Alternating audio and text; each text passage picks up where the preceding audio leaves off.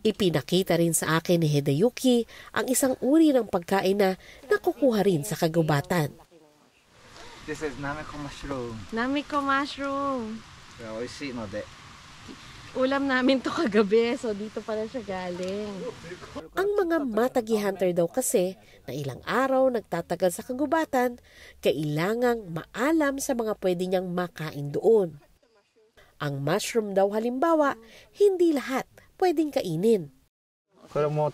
This is also not edible.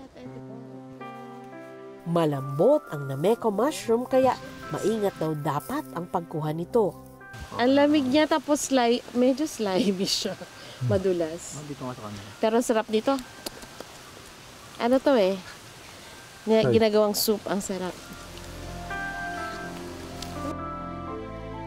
Hindi ako makatulong sa hunting, kaya ginalingan ko na lang ang pangunguha ng kabute. Sabi niya, kailangan maingat kasi ayaw daw nila na nasusugatan yung puno. Kasi dito rin sila tutubo next time.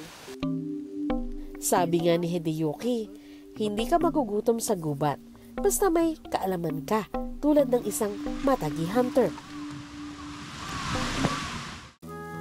Pero mas masarap para sa akin yung medyo pinaghirapan ko, ang wild mushroom.